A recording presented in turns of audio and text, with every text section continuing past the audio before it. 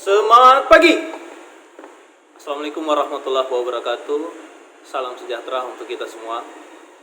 Teman-teman, terkait tentang store leader mandiri, ada 3 improvement yang saya lakukan saat bertugas. Yang pertama adalah membiarkan kebiasaan buruk terjadi. Jadi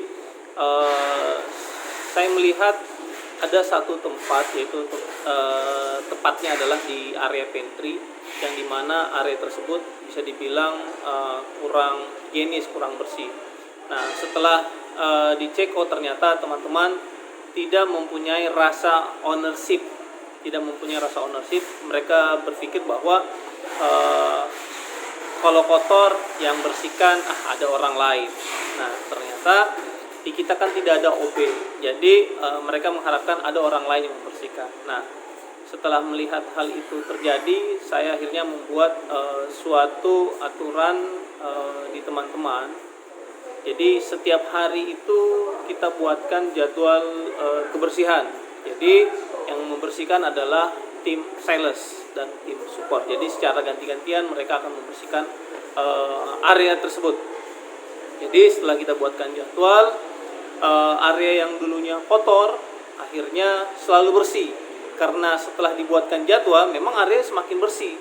Tapi yang notnya di sini adalah gimana sih area itu kita harus jaga, bukan hanya di satu tempat itu, tapi di tempat kerja atau di departemen-departemen lain, baik itu di area support maupun di area selling. Nah, bukan hanya nanti dibuatkan jadwal baru area tersebut cozy seperti itu. Nah, akhirnya kita tumbuhkan rasa yang namanya ownership ke teman-teman, bahwa pekerjaan kita bukan hanya membersihkan, tapi gimana caranya kita saling menjaga lingkungan kerja kita, tempat kerja kita jaga supaya tetap cozy, ya, tetap aman, bersih. Nah, jadi akhirnya dengan setelah dibuatkan jadwal, setelah mereka kita lakukan memanggil anaknya, memanggil orang-orang yang membersihkan, akhirnya mereka menganggap bahwa Pak, ini tidak perlu jadwal lagi, ini dari kesadaran masing-masing. Akhirnya jadwal itu tidak berlaku. Jadi teman-teman sendiri tanpa ada jadwal itu mereka inisiatif melakukan kebersihan area-area yang kotor tanpa disuruh, ya, tanpa disuruh, karena hal itu supaya menumbuhkan rasa ownership, rasa memiliki, bahwa mereka bekerja di sini adalah rumahnya, rumah kedua mereka. Jadi rasa itu yang kita tumbuhkan ke teman-teman. Itu yang pertama. Terus yang kedua, terkait tentang skema insentif yang tidak menarik. Nah, yang saya perhatikan di sini adalah kita kan ada derivatif, penjualan derivatif, ya, penjualan derivatif. Ternyata setelah ditarik data, kok yang jualan orangnya itu terus. Nah, akhirnya setelah dicek, ternyata orang yang jualannya banyak sama orang yang jualannya sedikit, ternyata pemahaman soal insentif. Ternyata orang yang jualan banyak ini, mereka mindsetnya adalah, saya ini kejarnya insentif. Jadi ngapain saya mau melihat target? Yang saya kejar adalah insentif. Kalau saya kejar insentif, target saya pasti dapat. Nah, setelah dicek ke teman-teman yang jualannya sedikit, ternyata mereka tidak terlalu pahami yang namanya insentif, tidak paham dengan yang namanya insentif. Setelah ditanya bagaimana caranya mendapatkan insentif 1 juta, bagaimana caranya mendapatkan insentif 2 juta, 3 juta, 4 juta, dan sampai puluhan juta, mereka kadang tidak paham. Iya Pak, jualannya gimana ya Pak? Masih bingung. Nah, akhirnya setelah dipanggil orang-orang yang penjualannya kurang bagus, akhirnya kita sampaikan bahwa cara mendapatkan itu seperti ini syaratnya, ya. Syaratnya itu adalah, pertama adalah merubah mindset kita. Jadi merubah mindset kita itu dari yang dulunya tidak tahu harus tahu, mencari tahu syaratnya apa sih. Nah, setelah itu, setelah kita memberitahu syaratnya ke orang-orang yang paling terendah, akhirnya kayaknya syaratnya ini tidak cukup juga sih kalau hanya menyampaikan itu. Kita harus sosialisasi, entahkah itu di briefing, entahkah itu di grup WA, bahkan sampai kita lakukan print, ya. Jadi kita print kita print di mading, terus kita print yang tempat yang sering dilewati sama teman-teman sales. Akhirnya mereka, wah ternyata caranya mudah ternyata. Nah, semenjak dilakukan seperti itu, jadi jauh lebih menarik, ya, jauh lebih menarik karena yang mereka lihat adalah bukan kejarnya bukan insentif yang paling terkecil, tapi gimana caranya mengejar insentif yang paling terbesar supaya mereka kejar insentif yang paling besar, akhirnya dapat juga targetnya. Seperti itu. Jadi kita buat adalah skema insentif jauh lebih menarik dengan cara melampirkan value insentif yang akan didapatkan, ya. Tentunya pasti ada target. Targetnya pasti bisa dicapai. Tidak juga terlalu rendah, tidak juga terlalu tinggi, tapi pasti bisa dicapai. Kalau kita ada effort, pasti insentifnya bisa didapat. Nah, semenjak dari kita buat seperti itu, sosialisasi dan memanggil orang, akhirnya mereka sadar sendiri, oh ternyata mendapatkan insentif itu ternyata mudah. Nah, semenjak dari itu, nama-nama yang penjualan terbanyak atau penjualan atau insentif yang terbanyak itu ternyata berganti-ganti terus orangnya. Nah, semenjak dari itu mereka jauh lebih menarik. Yang mereka bicarakanlah bukan soal targetnya sekarang, tapi berapa insentif yang akan aku dapatkan di bulan ini. Seperti itu. Terus yang terakhir adalah yang ketiga, improvementnya dibuat adalah lebih banyak menghakimi daripada melatih, ya. Awal-awalnya kita kalau di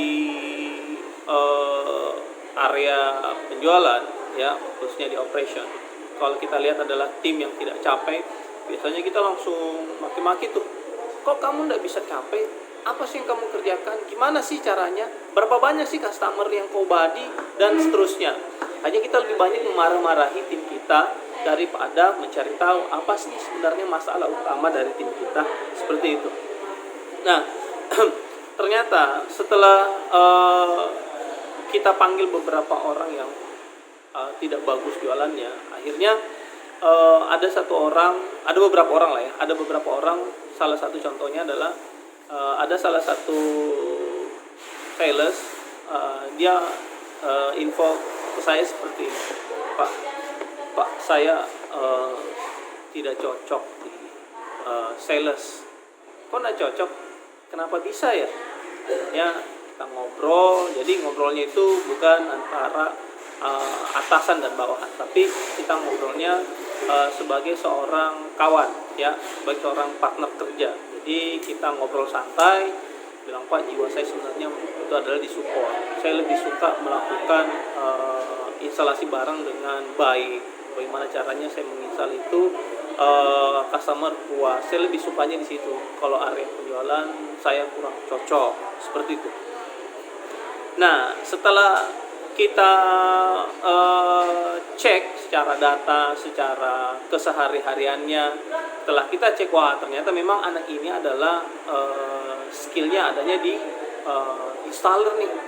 Di dunia sales memang dia tidak cocok. Secara attitude-nya dia bagus, secara komunikasinya juga dia bagus, secara kedisiplinannya juga bagus. Nah, kita lihat skillnya, oh ternyata memang dia tidak cocoknya adalah di dunia sales, cocoknya adalah di support.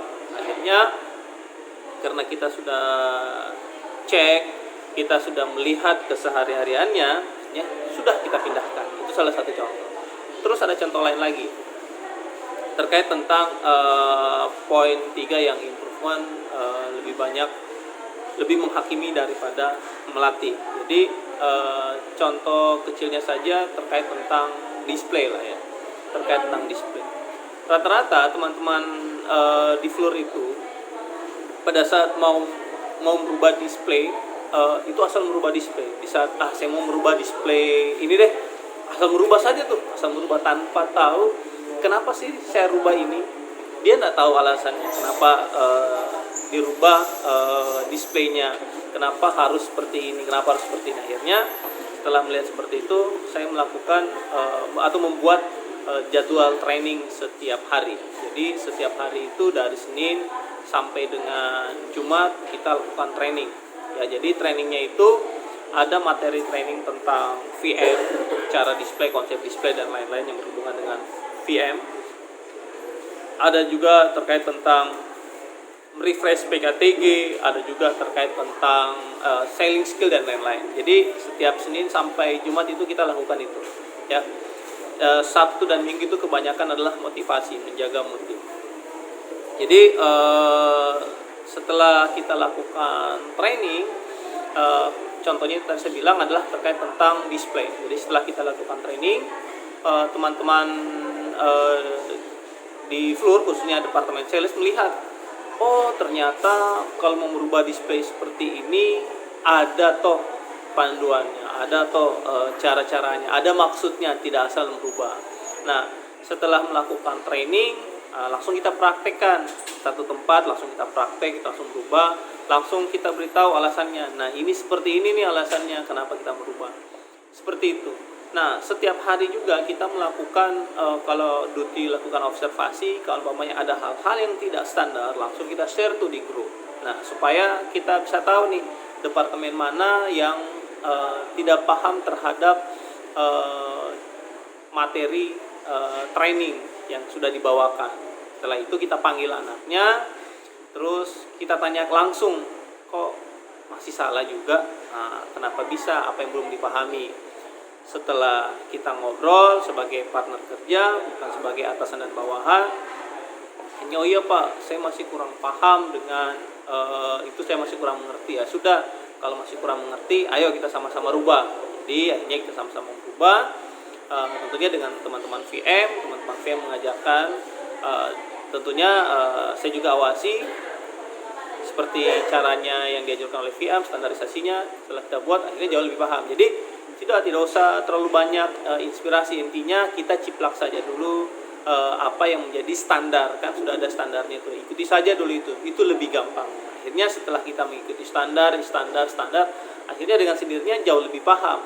Nah, akhirnya ada banyak contoh dari standarnya, ada banyak contoh, akhirnya dilakukanlah improvement sendiri yang jauh lebih bagus. Kurang lebih seperti itu yang bisa saya lakukan untuk 3 improvement terkait tentang store leader mandiri. Semoga dengan 3 improvement ini saya bisa membuat improvement lain setiap harinya. Oke, terima kasih dari saya. Assalamualaikum warahmatullahi wabarakatuh dan semangat pagi.